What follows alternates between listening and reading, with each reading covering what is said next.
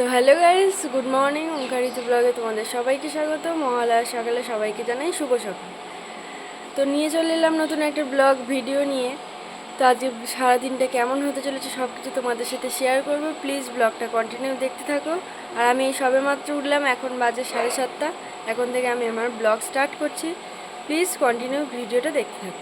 তো দেখো, আমি উঠেই ফার্স্টে আমি কেচে কুচে নিয়েছিলাম। কালকে রাত্রিরে বৃষ্টি হয়েছিল আর মেঘলা মেঘলা ওয়েদার আছে, তাই তাড়াতাড়ি করে কেচে নিয়েছি যাতে তাড়াতাড়ি শুকিয়ে যায়। এরপরে ঘরের কাজগুলো করে নেব।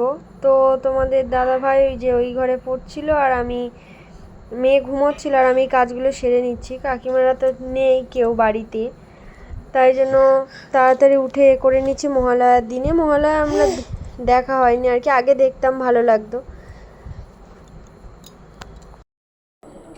তো বন্ধুরা, এখন বাজে 8:30। এই যে, আর এখন আমি চা করে নিলাম, ওকে চা দিয়ে এসেছি। আর এই যে, তো একদিকে ভাত বসিয়ে দিয়েছি আর এদিকে চা করে নিয়েছি, ওকে চা দিয়ে এসেছি। এবার আমি খাবো। তো বিস্কুট দিয়ে চাটা খেয়ে নিচ্ছি, তখন স্নান করা হয়নি। তো গাইস দেখো, আমার মেয়ে সবে সকাল হলো, এখন বাজে 9টা। আর মহারানী সবে উঠলো, অনেক রাত করেই শুয়েছে, মানে 11:30-এর দিকে শুয়েছে।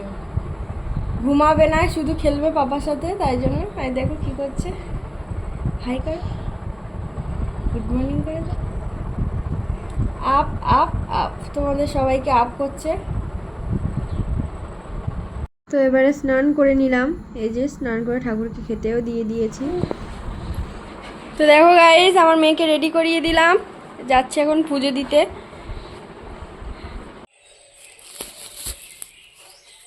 নিয়েছি 5 রকম, আর দোকান থেকে ধূপ মোমবাতি এসব কিনবো, কিনে ঠাকুরকে দিয়ে আসবো। তোমাদের দাদাই যে গেট দিচ্ছে।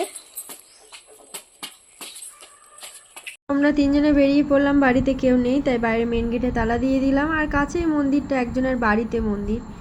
এই যে চলে এসেছি, দেখো এনার মন্দির খুবই জাগ্রত, নাম শুনেছি, তাই জন্য এখানে আমার মেয়ের নামে পুজো দিতে এসেছি মহালয়ার দিনে। আমার মেয়ে তো দেখে শুধু প্রণাম করছে। এই যে বউটাও পুজো দিতে এসেছিল।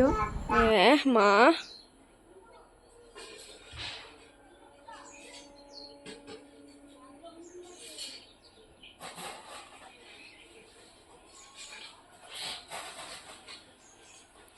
মা,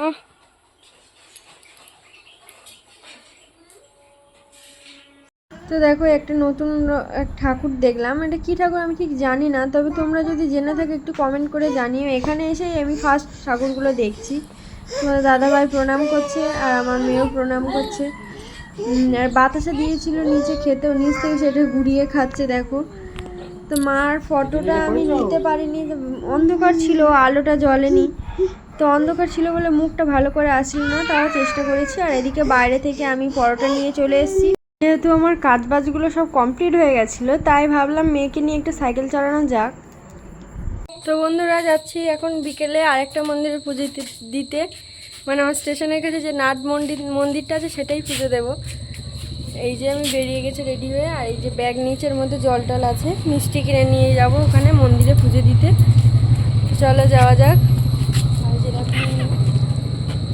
রেডি হয়ে গেছে, তাই তোমাদের দাদাভাই গেট দিচ্ছে।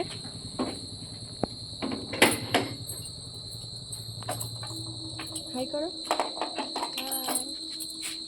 তো দেখো, এই যে নাট মন্দিরের মা, খুবই জাগ্রত স্টেশনের কাছে। তোমাদের একবার দেখিয়েছিলাম, আজকে সরাসরি সামনে থেকেই দেখাচ্ছি। আমরাই প্রথম এসেছি মন্দিরে, মানে প্রথম দর্শনার্থী আর কি। সবে মন্দিরের দরজা খুলেছে, ঠাকুরমশাই সব গোছাচ্ছে, আর আমরা নাম টাম লিখে জমা দিয়েছি প্রসাদ। এই যে ঠাকুরমশাই পুজো করতে বসে গেছে, সবাই চলেও এসেছিলো। তো আমরা বেশ শান্তি ভরে পুজো দিয়েছি। আর ভিডিওটা যদি ভালো লেগে থাকে লাইক কমেন্ট শেয়ার সাবস্ক্রাইব করে দিও। সবাই ভালো থাকো, সুস্থ থাকো এই কামনা করি। তো পুজোটা খুব এনজয় করো। তো টাটা।